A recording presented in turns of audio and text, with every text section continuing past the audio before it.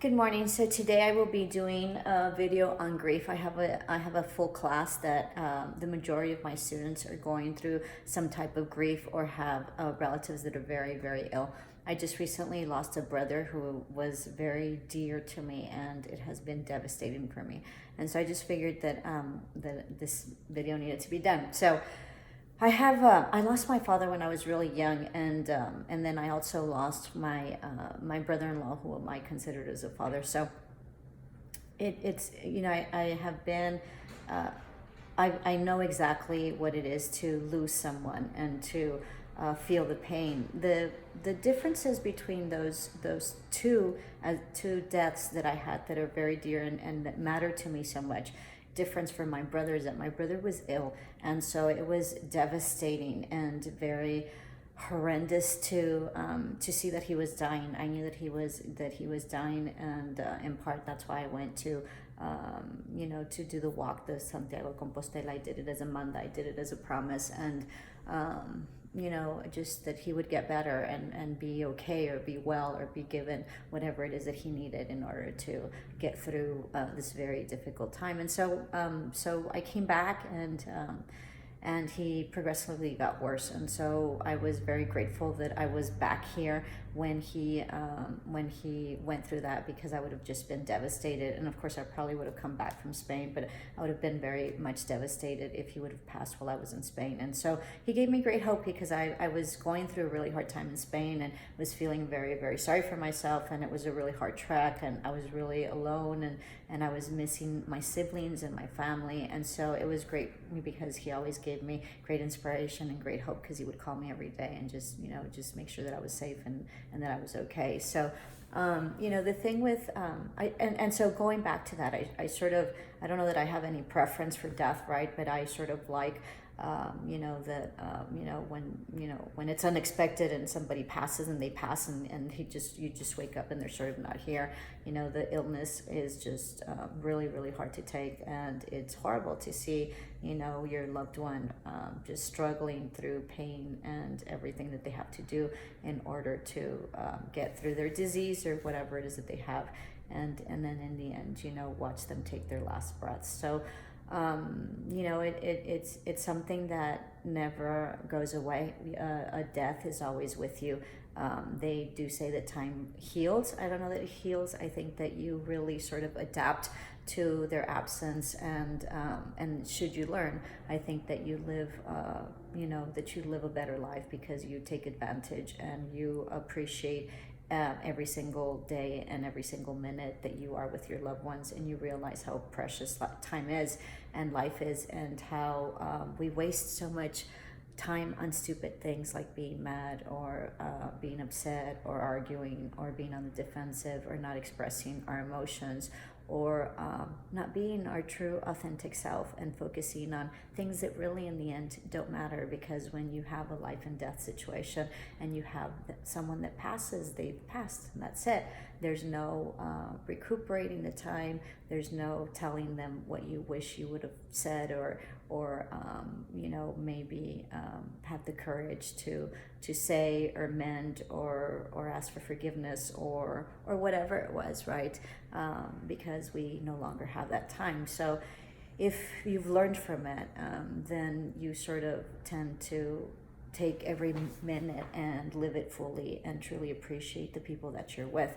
Sometimes we get in the grind of life, and we tend to forget. When my brother-in-law passed away, he used to call me in the mornings, and I was always really busy, and I had changed my schedule, and now I regret it. I wish that I would have taken the time, to really talk to him more extensively, because I just never really thought that he wasn't going to be here. But back to my brother. So there are stages of death. I don't know how many.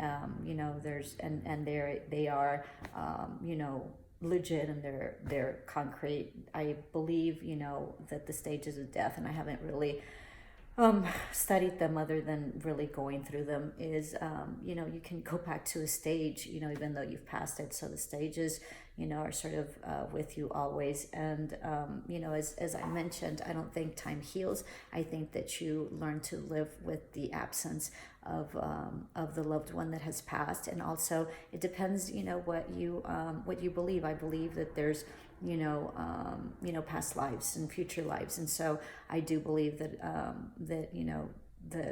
that I had a sacred contract with my brother, and I am very honored to, for him to have called me his little sister, and for him to have been my brother, and I loved him dearly. So I do feel that I will see him again in another lifetime, and I can't wait. And I do feel his presence, and I know that he is with me, and the sacredness of our bond will be forever there. And even though he passed away and he's not physically here, I know that bond can never be broken, because you can't break a bond with anybody that you have. It is for always there for many, many lifetimes, until you both agree that maybe it's not time to live another life. But I definitely loved my brother dearly, and even though I know that, and I believe that, and I know that I will live another lifetime with him, and I know that this was an extraordinary lifetime, I nonetheless grieve him, and I nonetheless feel very sad for his death. And I reflect back on that Jesus story that Lazarus dies, and I forget all my stories. I should know. I was raised Catholic, and so Jesus dies, Lazarus dies, not Jesus, Lazarus dies, and I think he was the brother to his sister, right? And they were very close, and she begs, his mother begs him to, to raise him from the dead, and he says it is not time, it wasn't his time, to be God and to raise him, but in the end he raises him from the dead. But what was important about, and what is very symbolic to me with that story, is that even though Jesus is Jesus and Jesus is God, right? He nonetheless grieved and cried his love and his grief for Lazarus, which was very interesting, because, more than anybody, Jesus and God knows that there's eternal life, and so that they will be united. But nonetheless, the physicalnesses of the life that was, lived here on earth was very significant, and he cried, and he grieved his death. So it's very normal. It's a very sad time. It is important to honor your sentiments and your emotions. I know that this past weekend, I just sort of was laying out in the backyard and just sort of cried for about 3 days. So not 3 days, I've cried for more than that, but there for that moment, I cried for about 3 hours straight. So just take the time to, I didn't mean to get emotional in the video, but just take the time to honor the emotions that you have and the grief that you have, because that will make you feel better. And you need to really express all that you feel, all the sadness and all the void that you feel. I never thought that I would miss my brother so much, but I have. And we're a lot of siblings, and so something that I really missed during my time in Spain was my siblings. I missed my siblings really, really, really a lot, which was very interesting. And so I didn't realize that with his passing, that I would miss him so much. But in addition to that, I have felt that that they ripped a piece of my heart from me. And I knew that I would miss my brother, but I didn't realize I would miss him so much, and I didn't realize that I would have that void in my heart. So that's been very interesting. That's been very hard to work through. So this very sad video is on that, on grief, and being able to honor your feelings, because if you do not honor your feelings, then the only thing that's going to happen is that you're going to bottle them up. And this is for anything, but specifically for grief, right? and eventually you will not be able to function because you have this, so much, in Spanish it's called so much pesar, and it's sort of like a heartbreak that you carry with you because you're kind of heartbroken and you have like such pressure and such a deep, something that really affects like your heart and your soul and your chest and everything else. And so, there is this tremendous amount of sorrow that goes with grief and missing someone, and knowing that you're never going to see them again, even and missing them, even if you know that you will, because you believe in future lives. But one thing that I will say about that is that I saw an opportunity while he was really, really sick, and there was something that I had been wanting to tell him for a long, long time, for years, and I just never saw the opportunity, and I just felt that I needed to seize the moment. And so I made sure that I knew that that he was really ill, and I didn't know how long he was going to last. Like he could have lasted a month, he could have lasted a day, or he could have lasted another 5 years, who knows. But we were in his kitchen table one day, and it was just him and I, and I felt compelled at that moment to really talk about what I needed to talk to him about. And we had a really difficult instance in our family that he's the one that took the brunt of it all. And I was really, really young, and so was he. And so as I reflected in my life, I wish that I would have been able to help him with that situation much more, because the whole burden and everything that needed to be done for that situation, which he acted, with decisiveness, and he acted with character and valor and strength, but it fell all on him. And somehow I think that I could have helped him more, but I was too young. So I told him, I wish that I would have been able to help you more in that situation. And he said, Milena, don't worry about it. We are given the, we are dealt the cards that that we get, and we are given the cards that we get. So it is what it is. Don't worry. So I'm glad that I really discussed that. And so when someone is ill, there is that benefit that you can make amends, or really take advantage of your time and acknowledge that maybe there isn't enough time, and there isn't going to be the pleasure of time and all the time in the world. And so you really live it to the fullest, and really appreciate it and seize the moments that you need in order to correct and live the moments to the fullest, because the time is running out. So I can't stress enough, when, to live your life like that, to live your life as if you were, not going to be here tomorrow, and as if you weren't going to see that person the next day, or you weren't going to have another opportunity because they would no longer be here. When you live your life like that, you tend to be more kind, you tend to be kinder, you tend to be more compassionate, and you tend to really see life as fragile and as sacred as it is. And you tend to maybe be more mindful of your actions and your words. And really, in the end, life is about living, and living fully, and being loved, and loving, and always being loving, and always being your true self, and being kind specifically.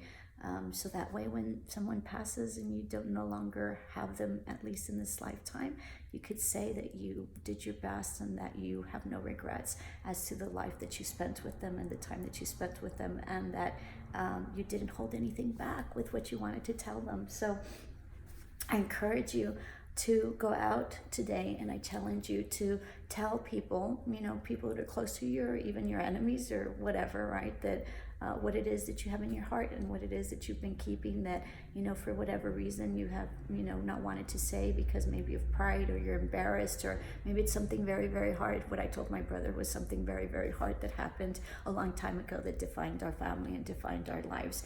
And I had a lot of reflection to do, and I finally came to terms with it, and I finally wished that I could help him more. And I know that I was very young, and I had all sorts of things that there was no way that I could have helped him better, but maybe I could have, but in the end I felt bad about it, and I felt that I needed to tell him. So I challenge you to go and express something that is weighing, besides a weight on in your chest, in your soul, something that is weighing heavily on your soul and your heart and your life, that you have not wished to say to somebody because you don't have the courage to do so. I guess that's what this video is about. I really didn't in the end know, but enjoy your people, enjoy your siblings. Don't fight with them. They are your siblings. There's nobody that will understand them better. Enjoy the people that you love. You know, be grateful for the times that they have given you, and be grateful for the relationship that you have shared, because one day you will not have them, or one day you will not have that opportunity, and that is a regret that is very hard to live with. So many blessings, and may you proceed with the love, the light, and the communication that you so need to express the very feelings that you have for people and all those around you, and to correct the damage or the things that you need to correct in your life, so that way you could be at peace with yourself and be okay. I don't know what I would be feeling if I wouldn't have had the opportunity to tell him that. And I also did the eulogy on him, and it was important. There was a lot of things that you know, the night that very much changed our life, nobody knew about except for him and I, and it was important for everybody else to know. As I said in the eulogy, I felt that maybe I shouldn't say it because it was going to bring up very hard memories for my family, and it was going to be very hard for my siblings to hear it because they had never heard what I had to say. But I also felt that that was the opportunity. I had to do so, and I had to tell everybody how my brother performed that night and what courageous and valorous things he did that changed and shaped the rest of our lives. So make sure that you have the courage to speak your truth and to seize the moment, to speak it at the moment that you need to be at peace, if anything, but most importantly, to share with the people that you are sharing what you need to share, all that you love and all that they matter and all that they mean to you in your life, and that you will meet them in the next lifetime, and that you will be honored to be with them again. Many blessings. Namaste.